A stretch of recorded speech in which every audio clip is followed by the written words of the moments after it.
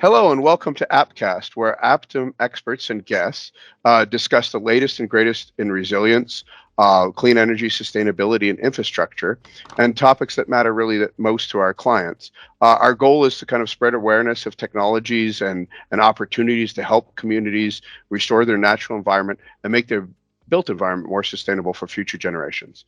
My name is Paul Tschirky, and I'm a senior director at APTIM, and I lead the national resilience practice for the firm. Today, we'll be discussing the Atlas of Disaster report. It was developed in collaboration with Rebuild by Design. And as someone who worked on this report and someone who's really passionate about helping communities become more resilient, I'm excited that we're going to have an opportunity today to talk about it and unpack some of the findings with the wonderful panelists here today. We have the Senior Vice President of Environmental and Energy Solutions here at APTIM, Greg Coffman, with us today. And we also have Amy Chester, the Managing Director of Rebuild by Design, joining us, who championed this report. And Amy has more than 25 years of experience in municipal policy work, in community engagement, in real estate development and communications. Her work has really led to investments of billions of dollars post-Sandy, after Hurricane Sandy, from the U.S. Department of Housing and Urban Development. And more recently, she helped champion the Environmental Bond Act for climate resilience in the state of New York. So enough about that. Let's get into this. Amy, thank you for joining us. If you can tell us a little bit about yourself, a little bit about Rebuild by Design, and what helped to inspire this sort of Atlas of Disaster. Absolutely. So Rebuild by Design was formed after Hurricane Sandy. We were actually formed as an initiative of the federal government. We are one of President Obama's Hurricane Sandy task force initiatives. And the idea was to set aside $1 billion of the disaster recovery funds. And for the first time, this was innovative at the time, use those dollars to build for the future instead of building back exactly what was there before. Rebuild by Design took the form of an international competition where we had interdisciplinary design teams work with local governments and communities on the ground to reimagine their neighborhoods and communities, given the disaster that they just experienced and knowing that climate change would be a lot worse. At the end of that process, which lasted 8 months, 7 teams got a total, or I should say 7 projects were awarded a total of $930 million for projects in the Sandy affected region. And now 9 years later, those projects have over $4 billion in them. We have then taken that same model of collaboration, bringing together research and communities, and applied it to many different scales in many different cities around the world. And one of the things that we did recently, which you mentioned, was kind of the impetus of this report. And that is that we tracked the disaster declarations for New York State during a 9-year time period where our former governor was in office.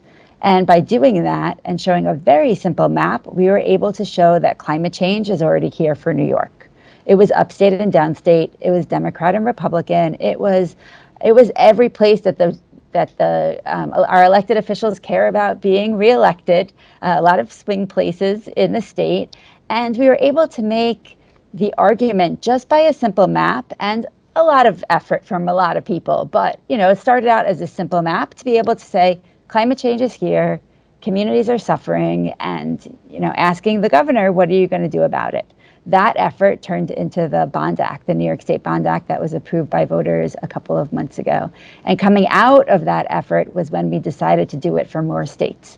And that's how you and I met, Paul, and we asked you for your support in this journey with us, which started out as, I think you agreed to 4 states. And then maybe you agreed to 11 states. And at some point, we just pushed in all 50 and decided it was going to be fine if we just keep on going. And our phenomenal teams kind of figured it out together. I will give you my background because I think it's interesting, because many people think that I'm an architect or engineer, but I'm actually started my career as a community organizer. I did housing organizing and community organizing, and I worked on a lot of electoral and issue-based campaigns in the late 90s, early 2000s, and then worked for government for over 10 years, and worked for the city council, worked for Mayor Bloomberg. I was the senior policy advisor in the creation of Plan YC, which was his sustainability agenda. I was the chief of staff. I worked for the New York City Public Housing Authority. So I have a lot of in-government expertise, but it's always on the cusp of where government meets communities. And that's the same place where Rebuild by Design lies. And I think that's one of the great things about this report and about the sort of rebuild by design message and the idea that we can build things back better and respond to disasters before they happen is this collaborative spirit and the fact that it does require people from all these different backgrounds and disciplines from the beginning getting together and talking about it. Yeah, we've learned so much from them too. Yeah, and we it's continue fantastic. every day. So, Greg, you want to tell us a little bit about yourself and how you see APTIM fitting in this and how we got engaged, I guess, and how we see, this kind of moving forward? Yeah, absolutely. Really excited, as you said, the Senior Vice President of our Environmental and Energy Solutions business unit.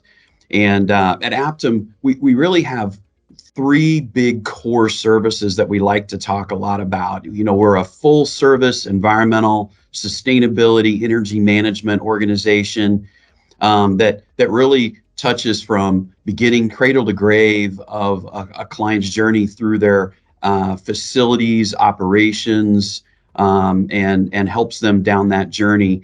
And then secondly, we have a critical infrastructure team that helps everything from O&M maintenance of turnarounds at chemical facilities, refineries, all the way to having our military operations, managing those base operations and keeping them operational. And then lastly, resiliency, which ties right into what our subject is today. Folks that are really focused on resilient communities, coastal communities, cities, municipalities. How do we build stronger infrastructure? It's not only just about the responding to the disaster, but how do we make sure that they can make it through those disasters and respond back faster at the back end? So we were super excited to be part of this Atlas of Disaster, this one-of-a-kind thing that I know we're going to build on, but it was just a great data set, a great concept to be able to give to our clients and provide to our clients to help them in making the decisions that I know we're going to talk more about on this call today. So that I won't jump too far ahead of ourselves just yet. So, but back to you, Paul. Well, actually, go ahead. Should I jump in? Yeah. I think it's a really good point that this Atlas of Disaster is not just for the intended audience that we had, but you saw a different audience in it in your private sector clients. What we hoped is that government agencies were going to look at it and start understanding that climate change is here, but also that the way that they've been investing post-disaster doesn't work. A majority of the federal dollars come only after people have suffered, where we know that climate change is happening more and more rapidly. So we need to change the framework that was created at a time where these events were kind of seldom and they weren't nearly as expensive as they are today, and change it to a place where we can start investing where we have high social returns. I think. Go ahead, Paul. And I think that ties really into the point that both of you were making. And actually, what's interesting about some of the data that came out of the Atlas. And I thought it might be good here to, as we delve into what actually was in the report, to take one quote from it that I think really ties this all together. So I'll read it directly. 90% of U.S. counties have experienced a federal climate disaster between 2011 and 2021, with some having as many as 12 disasters during that time. In 2021 alone, the U.S. experienced 20 separate billion-dollar climate disasters with over 688 direct or indirect fatalities. We can do better. And I think that summarizes the reality that across all the business sectors, communities, private, government, there was a real eye-opener to see that 90% of people have already seen these disasters in a 10-year period. And this idea of chasing money after disasters, there's a way to do better. And I think that's the data and the call to action from this, I think, has touched on that. So maybe we can delve a little bit into the Atlas of Disaster now and talk a little bit what it contains. Amy, do you want to talk a little bit about sort of what disasters it defined and sort of what kind of information people can find when they go to it? Well, kind of on the big picture, it's over 650 pages. So it's quite, we call it a report, but I don't know what we should really call it. It's called, it should be like a 50-volume set. of information. And we have county level data for the entire US, and we actually have it on our website. So if you want, you can just download the information that's and we'll have the to you. website on our screen here. We'll put the website up so everyone can see it and download it, because I think that it's really a good point that you can download it by your state, so you don't have to dig through all 650 pages. But you should, because it's really interesting when you start comparing them one to another. So we have county level data. Look up where your family lives. You don't have to just be where you live and where you work, but look up where your family and extended family are. Or where the people you elect are. Yep. And I think that's like a very interesting piece of this all. So the Atlas of Disaster includes over 300 maps that have county level data for the entire US. We have disaster occurrences. We have where FEMA's dollars are going. We have social vulnerability index. We have energy reliability. And then we have this new map that we've created together with APTIM on kind of where would we have the biggest social return on investment if we were to change our practices. It also has the status of current disaster adaptation practices and discussions on what should be changed. It has a cost of inaction going forward. It has a guide for states to build a collaborative program. It includes new financing tools. It has suggestions on cost benefit reform and lots of recommendations for both the state and the national government. And that data is in graphic, map form, so that it's easily digestible. And it's also, there's more data in there for people who want to drill down a little bit deeper and look at some of the numbers. And I think that, we've talked about, different aspects of this, and one of the things that's interesting is the overlaying of these, what we're called natural disasters. And so how much of this sort of is natural and how much has an impact that relates to the communities that they're in? Are there, have we seen things in sort of looking at the social indices on this that indicate some direction or some guidance that can be used here, either from government or Greg, from some of the clients that you talk to? What are some of the things that you're seeing interest in from this data? Greg, I'll start with you. Yeah, there's a tremendous amount, and like Amy said earlier, when I looked at this data, I came at it from a lot of our commercial customer base, and looking at where you have retail, manufacturing, hospitality, even some of our event venue clients, all of these type of activities impact them and can draw away from their ability to make sales, to do their core business. And having access to this kind of information allows them to make those more informed decisions of, where do I invest my funding? Where do I spend my resources? How do I need to harden those operations so that they can withstand those impacts? And so it was really interesting to look at this data from that different perspective and different angle. And quite frankly, data consolidated in a way that's not been done before, to give them that perspective that otherwise they're trying to pull it together from their own piecemeal data sets, and it's not a complete data set like you find in this report. So it was great having it in one place. Even if it was 600 pages, it's still very cool, as Amy said. I think another use is, it came up when I had shown this data to a labor leader in New York, but I think it could work everywhere, is having the discussion about where your workers are from and how are they going to get to work. Yeah. Because if the area where your investment is, let's say it's high and dry, but the areas where your staff is that need to get to work are flooded, or the highway is flooded so they can't get on work, then we're really looking at multiplications of the economic impact. That's and I've always, that kind of systems resiliency, right? That, are you really resilient if your facility where the workers work stands, but there's no connectivity for the workers to get there, right? And I think that also speaks to, I know, Amy, you and I have talked about it as sort of the ability of this has to help decision makers on a government front to look for ways to optimize where they're investing those dollars, optimize them not only from a disaster cost point of view, but also to look at some of the social inequities and environmental justice issues that maybe we haven't, been able to mesh before that well, to really look for where the highest value of investment is. But one of the things we added to our kind of social indicator map was wastewater treatment sites and Superfund sites. And we added that because those are the toxic sites that travel when there is a flood. So we're thinking about those social areas. What happens to the human when, post-disaster? We have another chart that shows the impact on health, on the short-term, medium-term, and long-term effects. Our disaster dollars are allocated right afterwards, and they're allocated to put back property. They're not allocated to take care of asthma as it continues to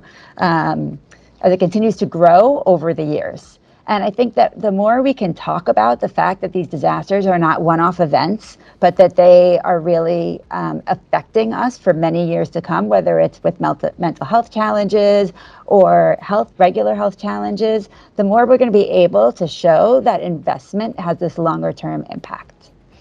I will also say the one thing that, I'll also say that one of the things that was very interesting in this report, and Paul, we talked about this a lot, is when we ranked the states next to each other by the number of disasters, and we realized that states like Arizona and Nevada were really at the bottom of it.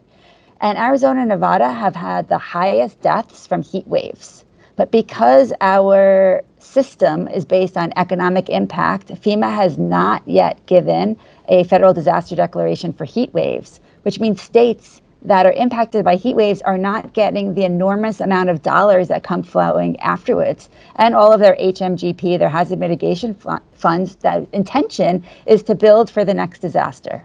And heat deaths tend to hurt the most socially vulnerable. And they tend to be, the older people, seniors, children, and people who are low income who can't afford air conditioning. I think that's an excellent point. That was one of the things that was clear from this data, was that heat was a major issue that just wasn't getting captured properly in how we dealt with disasters. And so sort of rolling from that sort of idea, how do you see opportunities for funding this? So now a community recognizes they have this problem, or a client recognizes they have this problem. How do they go about, funding a solution? How do we go about funding a solution? I know the report speaks to that a bit. I thought that would be something that maybe you can share your insights on.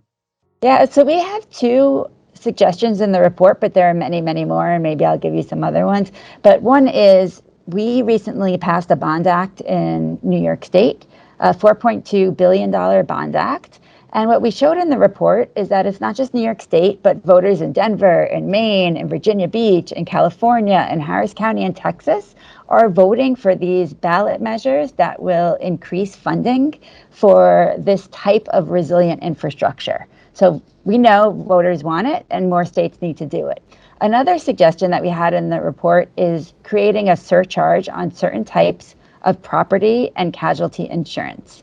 So if you take property and casualty insurance kind of as a whole in a state, and you back out medical malpractice and workers' compensation, you can raise an enormous amount of dollars if you bond those dollars. So what we saw is that there are 6 states that could raise over $10 billion in 10 years. So New York is $19 billion.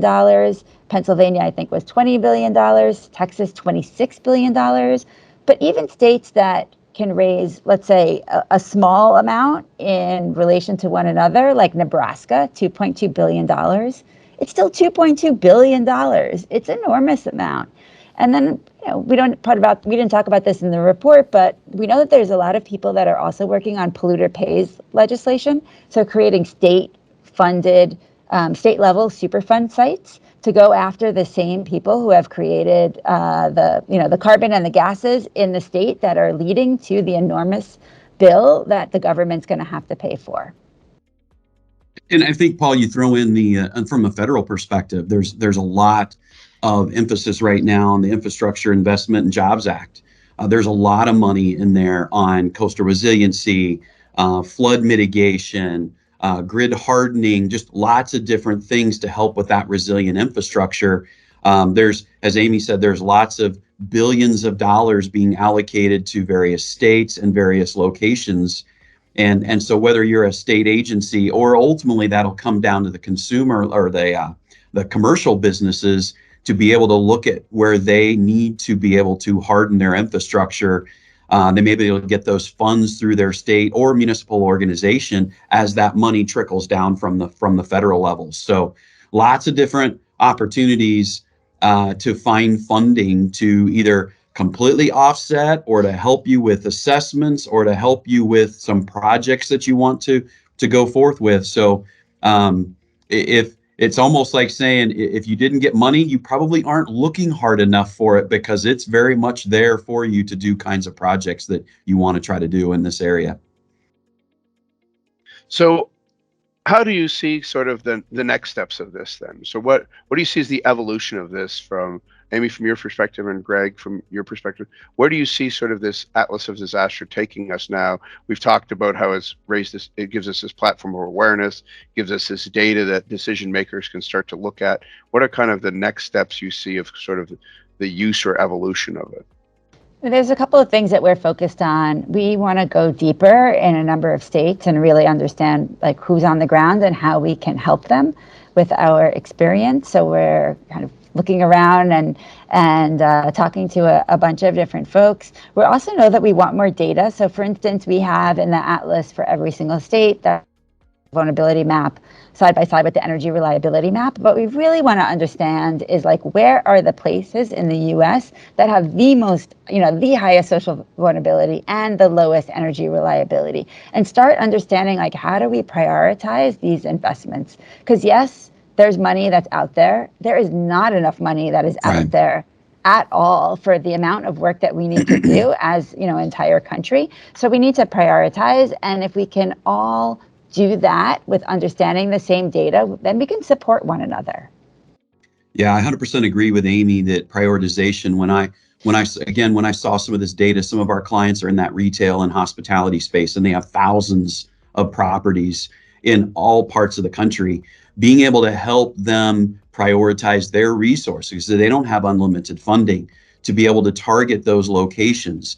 And what I loved about this report is the layering effect. You didn't just have energy vulnerability, you didn't just have social, you had an ability to overlay them all and to look at what is my highest probability of any of these kinds of events affecting this facility, and then what's my ramification. So if you're a C-suite, if you're on the risk side of a company, being able to take this data to make much, much better decisions on where to spend your limited resources has got to be a desire from their standpoint. We've talked about taking some of this data and producing specific reports for customers that just isolates their footprint in these maps to be able to say, wow, you're in this community, look at all the different things that could affect you, what's the probabilities of those, so they can fold that into that risk analysis. So and I love Amy's comment of adding new ones, heat, other things down the line that would allow additional filters to lay over the top to get a broad perspective, because I may be good when it comes to energy vulnerability, but that facility is just as impacted if a hurricane comes through and I'm flooded.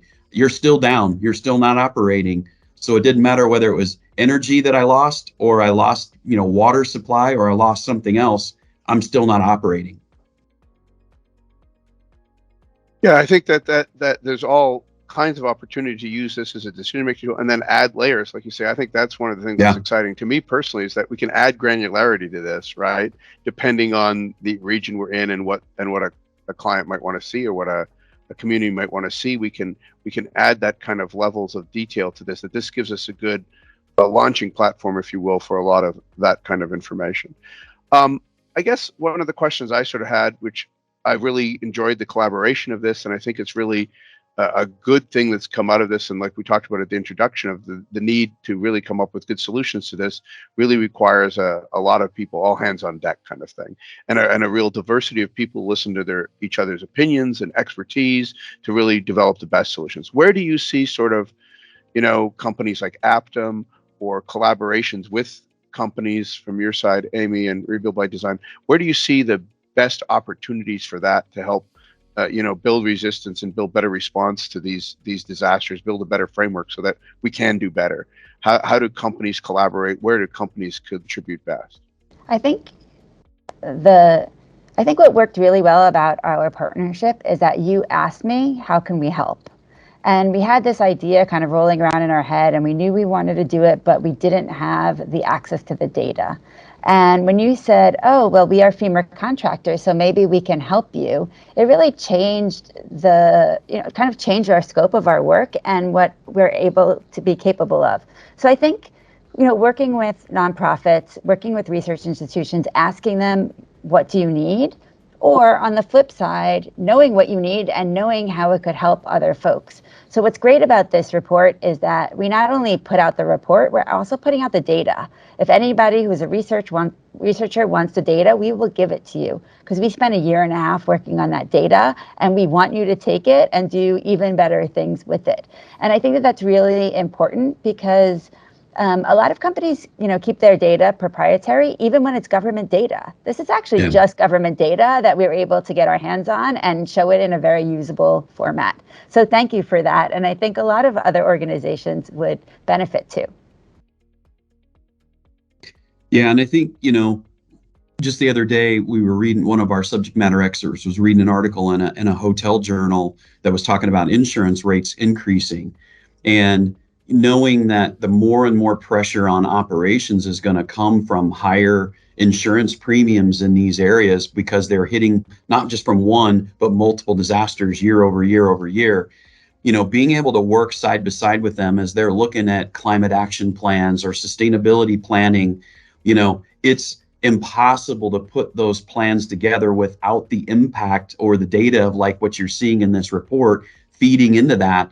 Amy's great point earlier of, it's not just about where your business is, but where do your people exist? And are they impacted? Are they able to come to work? That social aspect is something that's folded into this and allows you to make those better decisions about how your business can remain operational as you look towards and into the future. So. I guess we'll have some closing thoughts then. Do you have any closing thoughts, I guess, on what clients or communities or governments should kind of keep in mind when they're looking at this, and how to better plan so that our next Atlas of Disaster, shows that our response is better, that we have done better? Any closing thoughts on what folks might do there? Greg, I'll start with you this time.